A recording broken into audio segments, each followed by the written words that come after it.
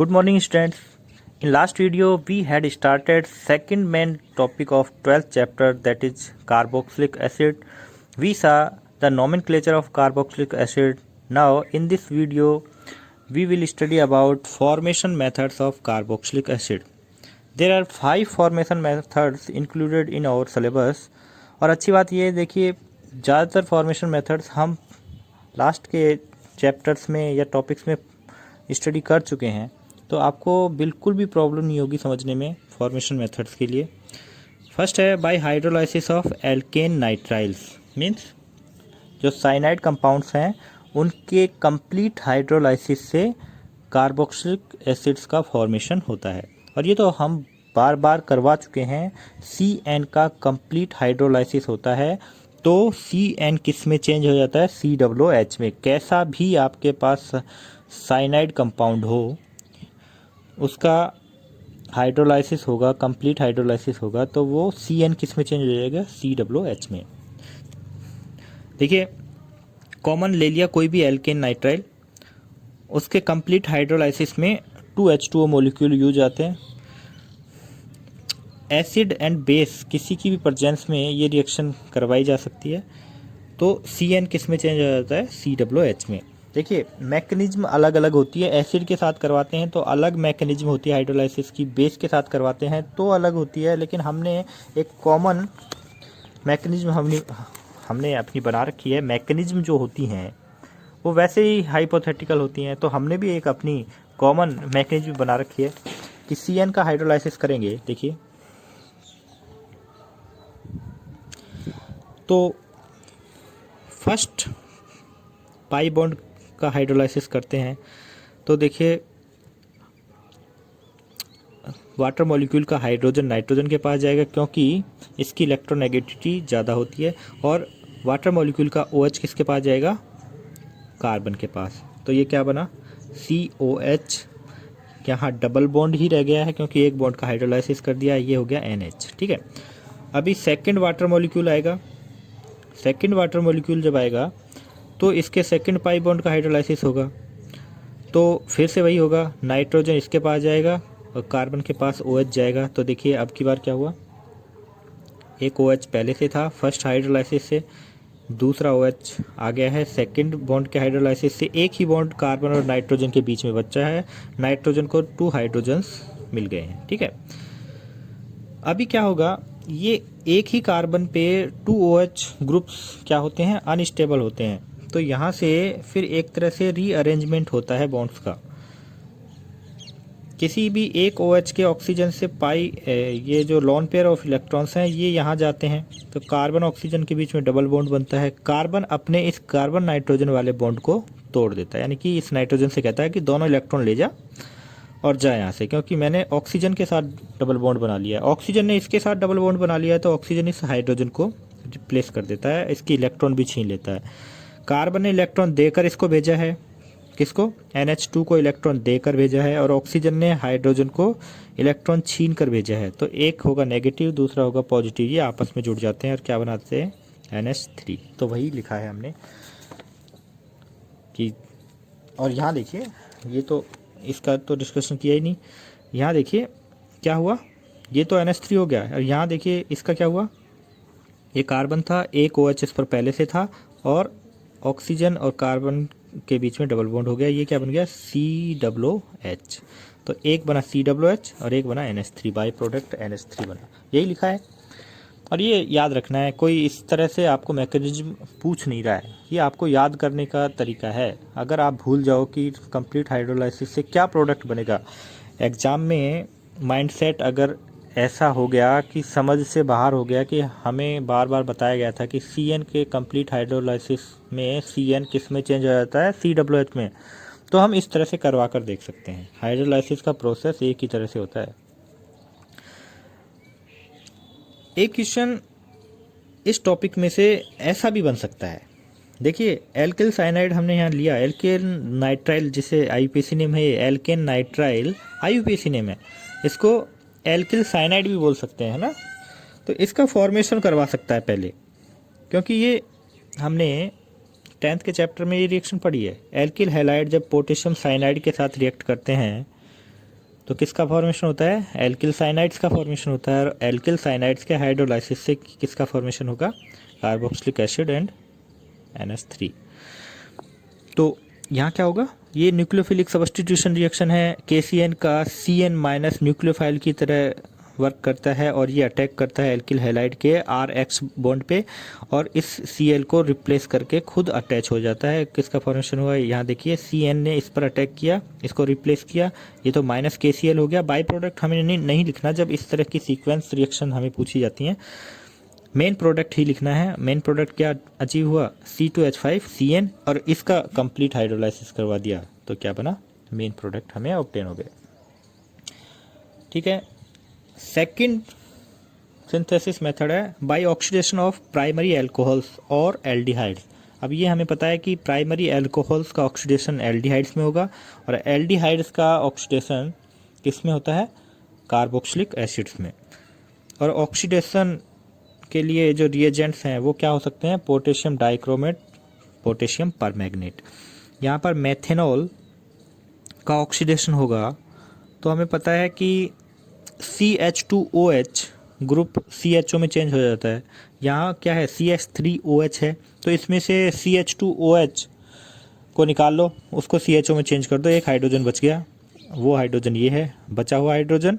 और CH2OH किस में चेंज हो गया है, CHO में। यहाँ देखिए ये CH2OH किस में चेंज हो जाएगा, CHO में। ऑक्सीडेशन करवाते हैं, क्योंकि जब रिडक्शन पढ़ रहे थे तो हम कह रहे थे CHO का रिडक्शन होता है CH2OH में, तो उल्टा पढ़ रहे हैं अब, CH2OH का ऑक्सीडेशन होगा तो वो किस में चेंज हो जाएगा, CHO में। यहाँ भी यही किया है हमने, यहाँ से एक CH2OH को CHO में चेंज कर दिया, जो एक्स्ट्रा हाइड्रोजन बच गया वो इसी कार्बन के साथ जुड़ा हुआ है। तो मेथेनॉल का ऑक्सीडेशन हुआ तो क्या बना, फॉर्मेल्डिहाइड। फॉर्मेल्डिहाइड का आगे ऑक्सीडेशन होता है तो CHO किस में चेंज हो जाता है, HCOOH में। हाइड्रोजन जो इसके साथ अटैच था वो अब इसके साथ है, ऐसा ही इसमें है। एथेनॉल का ऑक्सीडेशन होता है एसिटाल्डिहाइड बनता है, एसिटाल्डिहाइड का ऑक्सीडेशन होता है एसिटिक एसिड बनता है। थर्ड सिंथेसिस मेथड है by hydrolysis of 1,1,1 try halogen derivative, common name है, और ये रिएक्शन भी हम पढ़ चुके हैं ट्राई हेलोजन डेरिवेटिव्स में। एक्वस पोटेशियम हाइड्रोक्साइड की प्रेजेंस में ट्राई हेलोजन डेरिवेटिव का हाइड्रोलाइसिस होता है तो वो किस तरह से होगा, न्यूक्लियोफिलिक सब्स्टिट्यूशन रिएक्शन होगी। पोटेशियम हाइड्रोक्साइड का OH न्यूक्लियोफाइल की तरह वर्क करता है और जितने Cl हैं उतने ही KOH हम काम में लेते हैं।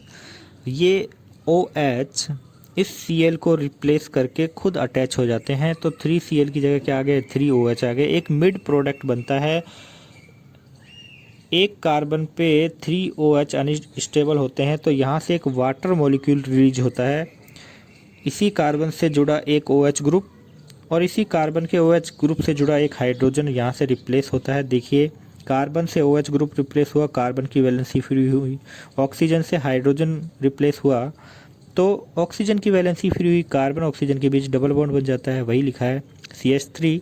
ये तो एल्किल ग्रुप जुड़ा हुआ था, वाटर मॉलिक्यूल रिलीज हो गया तो ये बन गया COO और OH एक जुड़ा हुआ था, यानी कि एसिटिक एसिड का फॉर्मेशन होता है। कोई भी ट्राई हेलोजन डेरिवेटिव ले सकते हैं, लेकिन कंडीशन ये है कि ट्राई हेलोजन डेरिवेटिव में एक ही कार्बन के ऊपर तीनों हेलोजन एटम होने चाहिए, जिसका हम हाइड्रोलाइसिस करेंगे in the presence of aqueous potassium hydroxide. Fourth reaction है from Grignard reagent. RMGX Grignard reagent होता है। RMGX reagent reacts with CO2 to form addition product which on hydrolysis give alkanoic acid। अब देखिए actual में हमारा जो process होता है, हम रिएक्टेंट को लेफ्ट साइड में लिखते हैं और रिएजेंट को राइट साइड में लिखते आ रहे हैं, लेकिन हो सकता है कि एग्जाम में इस तरह से भी आपको दिख जाए। CO2 को एज ए रिएक्टेंट हम मान रहे हैं और ये रिएजेंट मान रहे हैं, तो रिएजेंट को हम राइट साइड में लिखते हैं, लेकिन अगर लेफ्ट साइड में लिख भी दिया है तो भी कोई दिक्कत नहीं है, रिएक्शन प्रोसेस वही फॉलो होगी। यानी कि CO2 का CO ग्रुप रिएक्शन में पार्टिसिपेट करेगा, और जब ये रिएजेंट इसके पास आएगा तो इस रिएजेंट के कौन से बॉन्ड का क्लीवेज होगा, इस बॉन्ड का R और Mgx वाले बॉन्ड का क्लीवेज होता है। और जब इस बॉन्ड का क्लीवेज होगा तो हमें पता है कि ये बॉन्ड के दोनों इलेक्ट्रॉन कार्बन के पास जाते हैं और ये नेगेटिव में और ये पॉजिटिव में ब्रेक होता है। जब ये गया रिएजेंट इसके पास तो इसमें इलेक्ट्रोमेरिक इफेक्ट होगा। कार्बन ऑक्सीजन के बीच डबल बॉन्ड के पाई इलेक्ट्रॉन ऑक्सीजन पे चले जाते हैं, ऑक्सीजन नेगेटिव चार्ज हो जाता है, कार्बन पॉजिटिव चार्ज हो जाता है। कार्बन पे कौन अटैच होगा, CH3, क्योंकि CH3 नेगेटिवली चार्जड है तो वो पॉजिटिवली चार्ज एटम से अटैच होगा। और ऑक्सीजन से कौन अटैच होगा, MgBr। कार्बन ऑक्सीजन के बीच सिंगल बॉन्ड ही बचा है क्योंकि एक बॉन्ड ब्रेक हो गया है। तो ये एक प्रोडक्ट है एडिशन प्रोडक्ट, इसका हाइड्रोलाइसिस करवाते हैं तो इस OMgBr बॉन्ड का हाइड्रोलाइसिस होता है। ऑक्सीजन की इलेक्ट्रोनेगेटिविटी ज़्यादा होती है मेटल से, तो हाइड्रोजन इसकी तरफ होगा और OH इसकी तरफ होगा। इस तरह से हाइड्रोलाइसिस करवाएंगे तो आपको मेन प्रोडक्ट ऑब्टेन हो जाएगा। ये देखिए, कार्बन से एक ऑक्सीजन डबल बॉन्ड से पहले से जुड़ा हुआ था और कार्बन से एक OH ग्रुप और जुड़ गया है। ये पहले ही हम डिस्कस कर चुके हैं कि कार्बन से एक डबल बॉन्ड से जुड़ा हुआ ऑक्सीजन और उसी कार्बन से OH ग्रुप जुड़ा हो तो वो COOH ग्रुप होता है, यानी कि कार्बोक्सिलिक एसिड का फंक्शनल ग्रुप होता है। और उससे जुड़ा एल्किल ग्रुप ये है CH3, तो हमें कार्बोक्सिलिक एसिड ऑब्टेन हो गया है। ये बाई प्रोडक्ट है, इम्पोर्टेंट रिएक्शन है। ये रिएक्शन आपने यहीं देखी है और एक ही बार पढ़ोगे, इसीलिए इम्पोर्टेंट हो जाती है। फिफ्थ रिएक्शन है from hydrolysis of acid derivatives. Carboxylic acids को कार्बोक्सिलिक एसिड के डेरिवेटिव से भी हम ऑब्टेन कर सकते हैं। देखिए, एस्टर, एल्केनोइल हैलाइड, एल्केनोइक एनहाइड्राइड या फिर एमाइड, ये सभी कार्बोक्सिलिक एसिड्स के ही तो डेरिवेटिव हैं। तो इन सभी डेरिवेटिव्स का हाइड्रोलाइसिस कर देंगे तो फिर से हमें क्या ऑब्टेन हो जाएगा, कार्बोक्सिलिक एसिड ऑब्टेन हो जाएगा। अब एस्टर का हाइड्रोलाइसिस करवाएंगे तो देखिए, यह है RCOOR एस्टर, इसका हाइड्रोलाइसिस होता है तो इस बॉन्ड का हाइड्रोलाइसिस होगा, H इस तरफ, OH इस तरफ, तो ये क्या बनेगा CH3COOH और ये क्या बनेगा C2H5OH। ठीक है। एल्केनोइल हैलाइड यानी कि RCOCl, तो इसमें इस बॉन्ड का हाइड्रोलाइसिस होगा, H इस तरफ जाएगा, OH इस तरफ जाएगा। क्यों? क्योंकि Cl की इलेक्ट्रोनेगेटिविटी ज़्यादा होती है कार्बन से। तो ये बन गया CH3COOH और ये बन गया HCl बाई प्रोडक्ट। ये है एनहाइड्राइड RCOOCOR। इसमें या तो इस बॉन्ड का हाइड्रोलाइसिस करवा दो या फिर इस बॉन्ड का हाइड्रोलाइसिस करवा दो, आपकी मर्जी है। अगर ये सिमेट्रिकल है तो देखिए, इस बॉन्ड का हाइड्रोलाइसिस करवाया तो H इस तरफ जाएगा और OH इस तरफ जाएगा, तो ये क्या बना CH3COOH और ये भी वही बना है CH3COOH, यानी कि एसिटिक एसिड के ही 2 मॉलिक्यूल्स हमें ऑब्टेन होते हैं जब एथेनोइक एनहाइड्राइड का हाइड्रोलाइसिस हम करवाते हैं। ये भी एसिड डेरिवेटिव है। And last is amide. Example लिया है एथेनेमाइड का। एथेनेमाइड का हाइड्रोलाइसिस होगा तो इस कार्बन नाइट्रोजन बॉन्ड का हाइड्रोलाइसिस होगा। नाइट्रोजन की इलेक्ट्रोनेगेटिविटी कार्बन से ज़्यादा है तो नाइट्रोजन की तरफ होगा वाटर का H और कार्बन की तरफ होगा OH। तो ये क्या बना CH3COOH और ये क्या बन गया NH3, ये बाई प्रोडक्ट है इन the presence of dilute HCl। देखिए, इसमें जितनी भी रिएक्शंस हमने पढ़ी हैं formation of carboxylic acids easy हैं, सिंपल हैं और कुछ रिएक्शंस हम पहले भी पढ़ चुके हैं। तो ये थे formation methods of carboxylic acids. Next video में हम पढ़ेंगे physical properties of carboxylic acids, chemical properties of carboxylic acids. आज सैटरडे है, कल संडे को आपको टेस्ट देना है एल्डिहाइड एंड कीटोन का। आई होप कि आप अच्छे से तैयारी कर रहे होंगे। Best of luck.